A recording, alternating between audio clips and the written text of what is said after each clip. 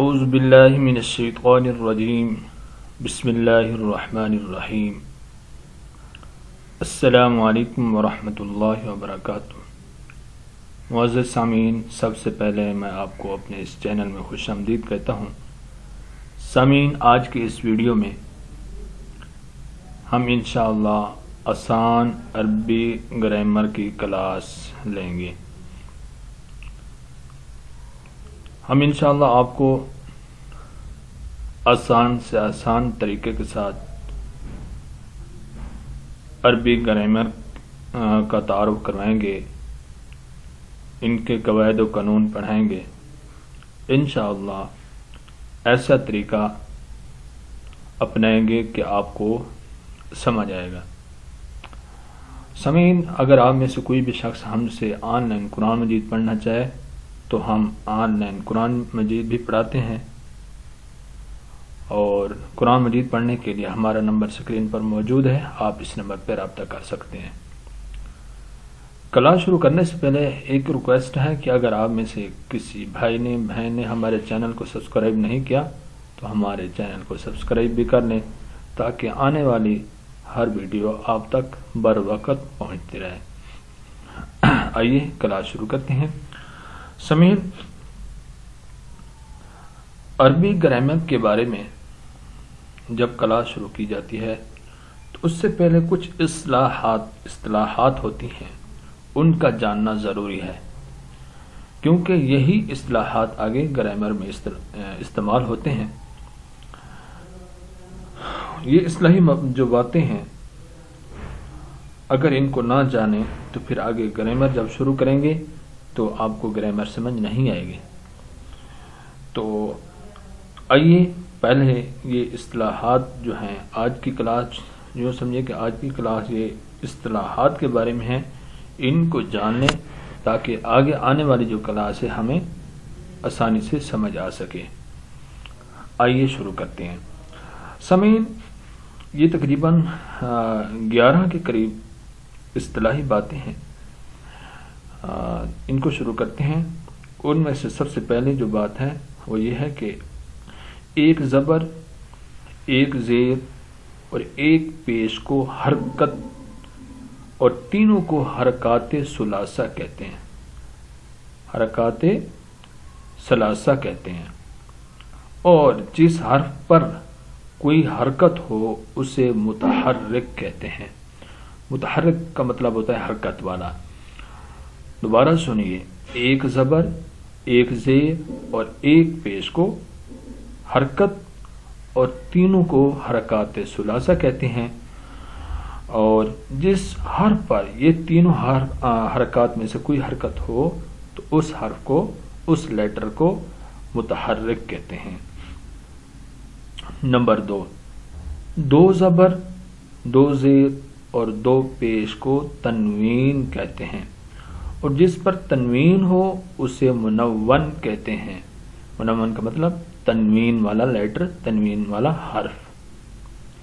سامعین، نمبر 3، ایک یا دو زبر کو، توجہ سے سنیں، ایک یا دو زبر کو فتح، ایک یا دو زیر کو کسرہ اور ایک یا دو پیش کو ضمہ کہتے ہیں۔ یوں سمجھیں کہ زبر، زیر، پیش کا دوسرا نام بھی ہے جو عام طور پہ بولا جاتا ہے عربی گرامر میں خصوصاً، تو یہ بھی یاد رکھیں کہ ایک زبر یا دو زبر کو فتح، ایک زیر یا دو زیر کو کسرہ اور ایک پیش یا دو پیش کو ضمہ کہتے ہیں، اور جس پر فتح ہو اسے مفتوح، اور جس پر کسرہ ہو اسے مکسور، اور جس حرف پر ضمہ ہو اسے مضموم کہتے ہیں کہ یہ ضمہ والا حرف ہے۔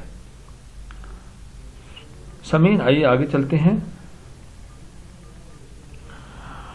نمبر 4، الف سے یا تک تمام حروف کو حروف تہجی اور حروف ہجا بھی کہا جاتا ہے۔ حروف تہجی کہتے ہیں یا حروف ہجا۔ نمبر 5، الف واو اور یا کو حروف علت اور باقی حروف کو حروف صحیح کہتے ہیں۔ یہ حروف علت اور حروف صحیح کے علیحدہ علیحدہ قواعد آئیں گے، اس لیے آپ کو حروف علت کا بھی پتہ ہونا چاہیے اور حروف صحیح کا بھی پتہ ہونا چاہیے۔ دوبارہ سنیں، الف واو اور یا کو حروف علت اور اس کے علاوہ جو باقی حروف ہیں ان کو حروف صحیح کہتے ہیں۔ نمبر 6، جو جس حرف پر جزم کی علامت ہو، یعنی جو جزم ہوتی ہے اس علامت کو سکون، اور جس حرف پر سکون ہو اسے ساکن کہتے ہیں۔ ساکن، جزم والے حرف کو ساکن کہتے ہیں۔ نمبر 7، جس الف پر کوئی حرکت یا سکون آ جائے اسے حمزہ کہتے ہیں۔ یوں سمجھیں کہ الف اور حمزہ میں فرق، الف جو ہوتا ہے بالکل حرکت سے خالی ہوتا ہے، اس کے اوپر نہ زبر ہوتی ہے، نہ زیر، نہ پیش، کسی قسم کی کوئی حرکت بھی نہیں ہوتی۔ ہاں، جس الف کے اوپر زبر، زیر یا کوئی بھی حرکت ہو تو الف نہیں ہوتا، اس کو حمزہ پڑھتے ہیں۔ آئیے نمبر 8، جو حمزہ زائد وصل کی صورت میں گر جائے، دوبارہ سنیے، جو حمزہ زائد وصل کی صورت میں گر جائے، وصل کہتے ہیں ملانے کی صورت میں، یعنی کہ دو کلموں کو ہم آپس میں ملا رہے ہیں، اس صورت میں درمیان جو حمزہ آ جاتا ہے وہ اگر کسی وجہ سے گر جاتا ہے تو اس حمزہ کو حمزہ وصلیہ کہتے ہیں۔ ٹھیک ہے، جو حمزہ وصل کی وجہ سے، ملانے کی وجہ سے گر جاتا ہے تو اس حمزہ کو حمزہ وصلیہ کہتے ہیں، اور جو حمزہ نہ گرے اسے حمزہ قطعیہ کہتے ہیں۔ حمزہ قطعیہ کہتے ہیں، دو کلموں کو ہم آپس میں ملایا لیکن درمیان میں جو حمزہ ہے وہ نہیں گرا تو اس کو حمزہ قطعیہ کہتے ہیں۔ اور جو حمزہ زائد نہ ہو اسے حمزہ اصلیہ کہتے ہیں۔ ایک حمزہ زائد ہوتا ہے، ایک حمزہ اصلی ہوتا ہے۔ حمزہ زائد بعض مرتبہ گر جاتا ہے، بعض مرتبہ نہیں گرتا۔ حمزہ جو زائد نہیں ہوتا بلکہ اپنا کلمے کا اپنا حرف ہوتا ہے تو اس کو حمزہ قطعی کہتے ہیں۔ قطعیہ بھی بولتے ہیں، قطعی بھی بولتے ہیں۔ دوسرے حمزہ کو وصلی اور قطعی اور اصلی، حمزہ کے 3 نام ہیں۔ یوں سمجھے کہ حمزہ کے 3 نام ہیں، ایک حمزہ وصلی اور ایک حمزہ قطعی اور ایک حمزہ اصلی۔ اب دوبارہ ان کی علیحدہ علیحدہ تعریف کر لیتے ہیں۔ حمزہ وصلی وہ ہوتا ہے جب دو کلموں کو آپس میں ملائیں اور آپس میں ملانے کی وجہ سے حمزہ جو گر جاتا ہے اس حمزہ کو حمزہ وصلی کہتے ہیں، اور دو کلموں کو آپس میں ملانے سے جو حمزہ نہیں گرتا اس کو حمزہ قطعی کہتے ہیں، اور جو حمزہ زائد نہ ہو اسے حمزہ اصلی کہتے ہیں۔ ان کی مثالیں، ان کی دوبارہ جو باقی وضاحت ہے وہ انشاءاللہ آگے آئے گی، آپ کو سمجھ آ جائے گا کہ کون سا حمزہ قطعی ہے، کون سا وصلی ہے، وغیرہ وغیرہ۔ سامعین، نمبر 9 پڑھتے ہیں کہ الف لام کو حروف تعریف، الف لام کو حروف تعریف اور تنوین کو حروف تنکیر کہتے ہیں۔ کہ بعض مرتبہ ناموں کے آگے شروع میں الف لام آیا ہوا ہوتا ہے یا آخر میں تنوین آئی ہوئی ہوتی ہے، شروع میں اگر الف لام ہو تو اس کو حروف تعریف کہیں گے ان الف لام کو، اور جو جب آخر میں تنوین ہوئی ہے تو اس حروف کو حروف تنکیر کہیں گے۔ آئیے آگے چلتے ہیں۔ نمبر 10، 14 حروف تہجی میں سے 14 حروف یعنی جس کا ایک شعر بھی بنا گیا، حق کا خوف عجب غم ہے۔ ٹھیک ہے، کہ 14 حروف کو حروف قمریہ اور حروف قمریہ کے علاوہ باقی حروف ہجا کو حروف شمسیہ کہتے ہیں۔ 14 حروف یہ ہیں جو اس شعر کے اندر ہیں۔ حق کا خوف عجب غم ہے۔ اب اس شعر کے اندر دیکھیں کتنے حروف ہیں، کون کون سے ہیں۔ حق کا خوف عجب غم ہے، ان حروف کو حروف قمریہ کہتے ہیں، اور ان کے علاوہ جو حروف ہیں ان کو حروف شمسیہ کہتے ہیں۔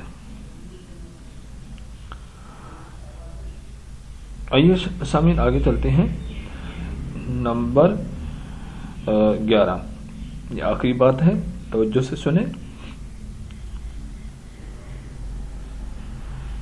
جب ایسے لفظ پر الف لام داخل ہو جس کا پہلا حرف شمسی ہو، جس کا پہلا حرف شمسی ہو، تو الف لام کے لام کو حروف شمسی میں مدغم کر کے پڑھیں گے۔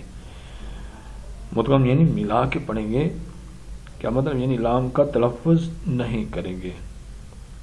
دوبارہ سنیے، جب ایسے لفظ پر الف لام داخل ہو جس کا پہلا حرف حروف شمسی میں سے ہو، ٹھیک ہے، اور اچھا پھر جب حروف شمسی میں سے ہو تو پھر جو لام شروع میں آیا ہوا ہے تو اس لام کا تلفظ نہیں کریں گے، لام کو نہیں پڑھیں گے، بلکہ لام کا ادغام کریں گے۔